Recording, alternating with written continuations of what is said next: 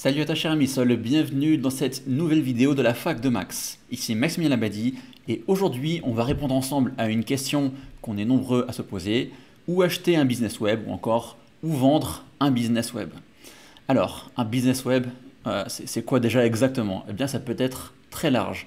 Ça peut consister en un site d'information, ça peut être un blog de voyage, ça peut être un site de niche sur un produit spécifique, ça peut être une boutique e-commerce, une boutique de dropshipping, ça peut être une agence, par exemple une agence de communication, une agence SEO.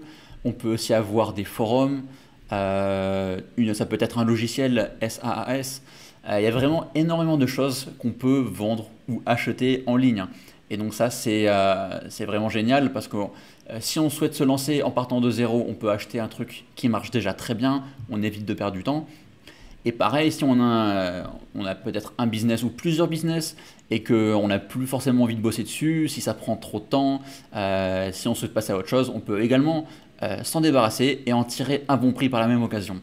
Donc voilà, il faut savoir que tout est achetable, tout est vendable, tout ce qui a de la valeur bien sûr.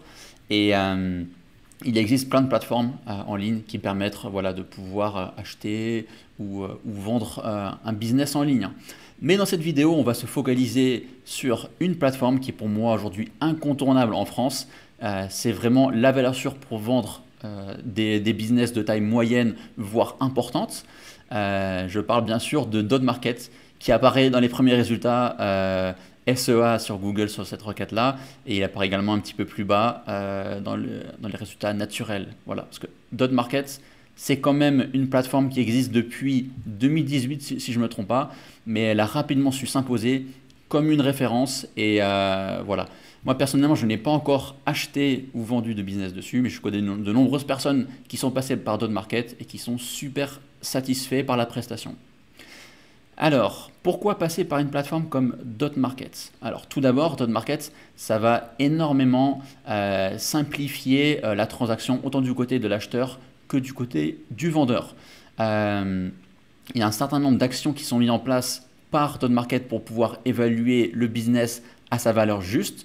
Il y a un audit qui est réalisé vraiment de A à Z pour vraiment analyser les finances, la niche, est-ce que c'est un business qui est porteur? Est-ce que les données qui sont fournies par le vendeur, est-ce qu'elles sont justes? Et tout ça, ça va vraiment apporter une grosse confiance du côté de l'acheteur qui souhaite lui acheter un business qui va bien tourner. Et le fait de passer par un intermédiaire de confiance comme ça permet vraiment de s'assurer de ne pas se louper sur un achat. Alors, ça veut dire que si tu es un acheteur et que tu n'es pas forcément hyper compétent pour pouvoir évaluer tous ces éléments-là, ou alors peut-être qu'aussi tu n'as pas forcément le temps à perdre à contacter de nombreux vendeurs et d'aller essayer de récupérer des informations ici et là. Peut-être que tu ne pourras pas tout récupérer comme tu le souhaites, peut-être que tu vas oublier certains éléments importants. Là, ce qui est bien, c'est que tout le travail il est pré-mâché par DotMarket et tu peux être certain qu'ils ne vont rien oublier au passage. Alors, en tant que vendeur, tu vas pouvoir réaliser une estimation gratuite de ton business en ligne. Donc il te suffit de cliquer sur ce bouton-là. Tu vas avoir un formulaire étape par étape qui va apparaître. Et voilà, donc les touristes, forcément, ils ne sont pas forcément les bienvenus, c'est tout à fait normal.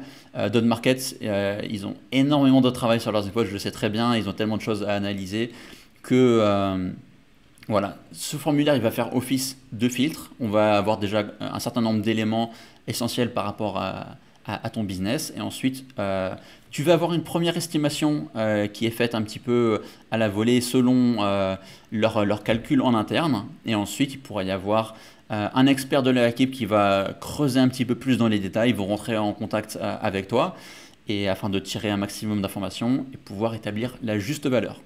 Ce qu'il faut savoir, c'est que des fois, les vendeurs de sites, ils ont tendance à un petit peu surévaluer leur bébé. Et donc forcément, de l'autre côté, ça ne va pas forcément être convaincant. Peut-être qu'il n'y aura pas d'acheteurs derrière qui vont être intéressés. Alors qu'avec le travail de DotMarket, le site il va être vendu à sa juste valeur.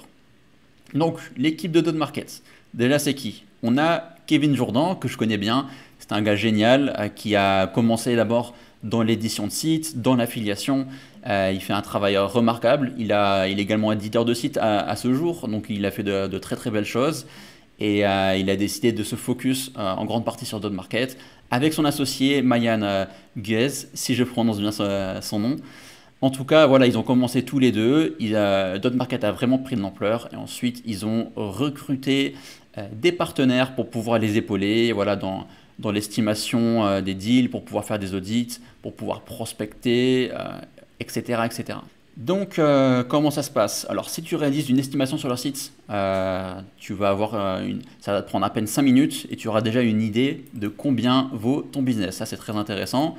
Et là, en fait, tu vas avoir tout le processus, comment ça se passe et quel est le travail ensuite réalisé par l'équipe de Dotmarket et pour pouvoir estimer à la juste valeur. Donc, bien sûr, le critère numéro un, ça va être les profits de ton site.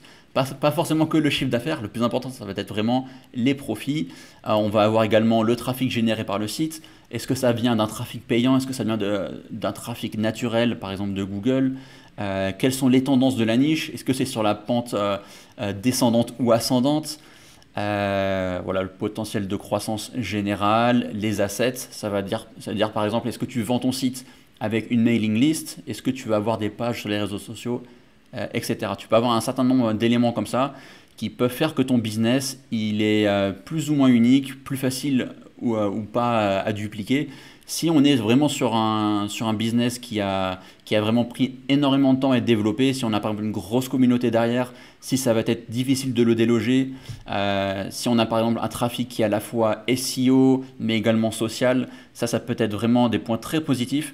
Par contre, si on est sur un business de dropshipping par exemple, où il y a vraiment beaucoup de travail à fournir derrière, si on a les fournisseurs qui peuvent varier assez régulièrement, si on a des produits gagnants qui peuvent... voilà, en général en dropshipping là, ça va très très vite. Si les produits ils peuvent vite se démoder, donc du coup il faut vraiment être toujours dans les tendances et on ne peut pas compter à 100% sur les revenus actuels du site. Il faut vraiment être très bon en dropshipping pour pouvoir reprendre une boutique de dropshipping. Il ne faut pas voir ça comme une source de revenus passifs. Par contre, si tu cherches un site en affiliation, donc ça c'est très bien si tu souhaites ne pas trop bosser dessus. En général, on va avoir peut-être des nouveaux contenus à créer, mais ça c'est quelque chose qu'on peut déléguer assez facilement. Donc tu verras qu'il y a différentes typologies de business. Et si tu es plutôt débutant sur le web, je te recommanderais plutôt de t'orienter vers des sites type affiliation plutôt que dropshipping et e-commerce. Pareil, si tu récupères un business d'agence web, hein, derrière, il faut avoir toutes les compétences derrière pour pouvoir reprendre le business. Est-ce que tu gardes l'équipe qui est actuellement en place? Est-ce que tu pars de zéro? Voilà, tout ça, ce sont des éléments à prendre en compte. Ce qui est bien avec Dotmarket, c'est qu'ils te disent tout vraiment carte sur table. Si ça va être un business qui est plus ou moins difficile à récupérer ou pas, et tu sauras tout ce qu'il faut pour pouvoir maintenir le business, mais également le développer et, sur le long terme. Donc voilà, je crois qu'on a fait le tour de Dotmarket. D'autres choses intéressantes aussi par rapport à Dotmarket, je te recommande de suivre leur newsletter qui s'appelle Dotmarket, l'investisseur web, si je ne me trompe pas, qui est vraiment excellente. Je crois qu'elle est en place depuis à peu près 1 an et demi, 2 ans. Il y a vraiment plein de bons conseils dedans, on a de l'actualité, on a des questions-réponses. Vraiment, je te recommande de rejoindre cette newsletter qui compte parmi mes favorites. Et on a également une partie blog qui se trouve ici, blog et outils. C'est moins actif, mais tu as également de très bons articles dedans si tu souhaites te renseigner pour en apprendre plus sur l'achat-vente de business. Et on a également un blog sur Indie Hacker. On va voir des articles où on a plutôt des infos concernant Dotmarket en soi, en fait, quel est le travail qu'ils ont réalisé depuis sa création. Par exemple, en 2021, on a eu 22 business qui ont été vendus pour un total de 2,9 millions d'euros et 300 000 euros de commission. Donc ça, c'est vraiment très sympa et j'ai pu voir qu'au fil des années, ça s'est vraiment très très bien développé. Et je suis sûr que c'est vraiment sur la pente ascendante. Il y a encore de très très belles choses à l'avenir concernant Dotmarket. Alors, ce que je te propose qu'on voit ensemble, hein, ça peut être aussi les sites en vente. Comme ça, tu te feras une petite idée de ce qui est disponible actuellement. Donc là, on est dans les sites en vente. On va avoir un site de contenu finance et économie. Donc lui, il a déjà été vendu.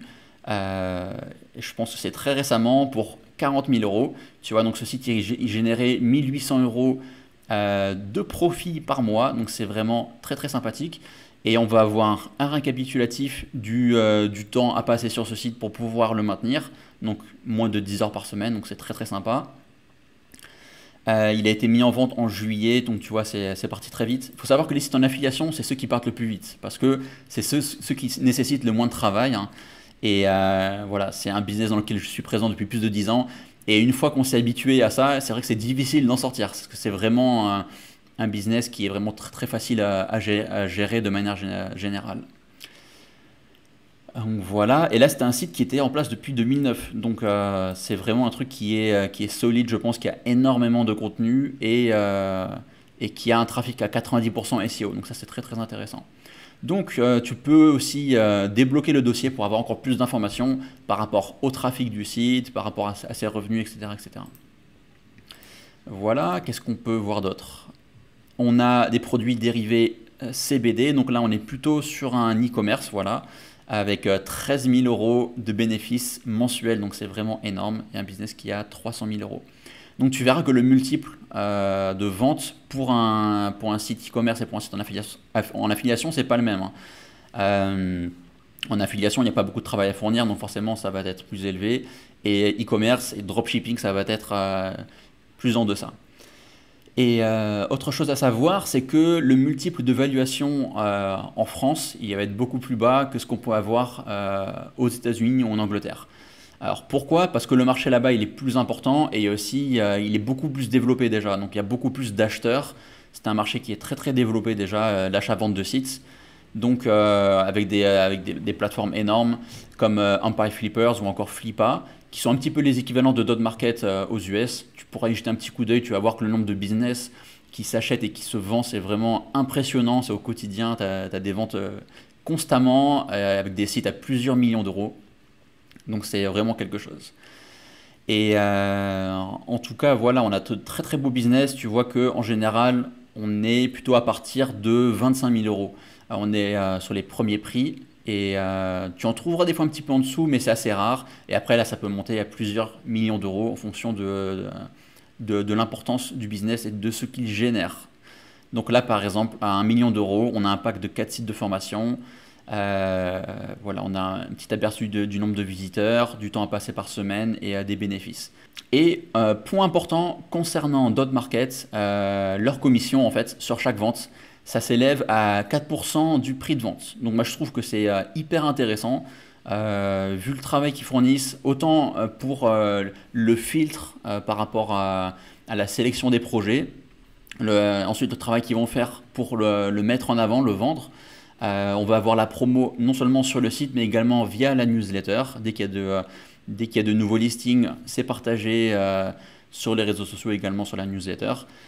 Et puis voilà, c'est vrai qu'ensuite, il y a tout le travail d'échange avec les potentiels acheteurs. Ça, c'est vrai que ça prend beaucoup de temps. Quand on vend un site, on n'a pas forcément envie d'être constamment à répondre à des emails ou à répondre au téléphone constamment, avoir beaucoup d'allers-retours. Et finalement ensuite avoir des déceptions parce que la personne elle était peut-être pas forcément viable. Le fait de pouvoir confier ça à DotMarket, on se prend pas la tête, le travail il est bien fait et en même temps les commissions qu'ils prennent elles sont relativement faibles. Et aussi c'est pour ça on comprend aussi pourquoi on n'a pas de business à moins de 25 000 €. Tout simplement parce que voilà, le fait d'avoir 4% de commission, il faut forcément avoir des business qui ont une certaine valorisation. Et bonne nouvelle pour les personnes qui recherchent des business pour moins cher, à moins de 20 000 € ou les personnes qui souhaitent en vendre également. L'équipe de DotMarket est en train de développer une autre plateforme qui va s'appeler Below 20. Donc là, c'est en cours de développement depuis quelques temps et je pense que ça sera peut-être disponible cette année. En tout cas, je pense que ça va avoir beaucoup de succès. Là, on va avoir certainement un modèle différent. On ne sera pas sur les 4% de commission. Ça devrait être plus que ça. Et en tout cas, ça serait amplement mérité vu le travail qui est réalisé par l'équipe de DotMarket. Donc voilà, je pense qu'on a fait le tour de la plateforme. Il y a énormément de choses à dire sur l'achat et la vente de business en ligne. En tout cas, si ça t'intéresse, ne manque pas d'aller les suivre sur Twitter, sur la newsletter. Et tu peux aussi également jeter un coup d'œil à leurs ressources. Tu vas en apprendre énormément sur l'achat-vente de business. Et voilà, si jamais tu as un retour d'expérience à me faire sur DotMarket, n'hésite pas à laisser un commentaire sous la vidéo ou sous l'article de blog. Et quant à moi, je te dis à très bientôt pour de nouveaux contenus sur Web & SEO. Allez, ciao!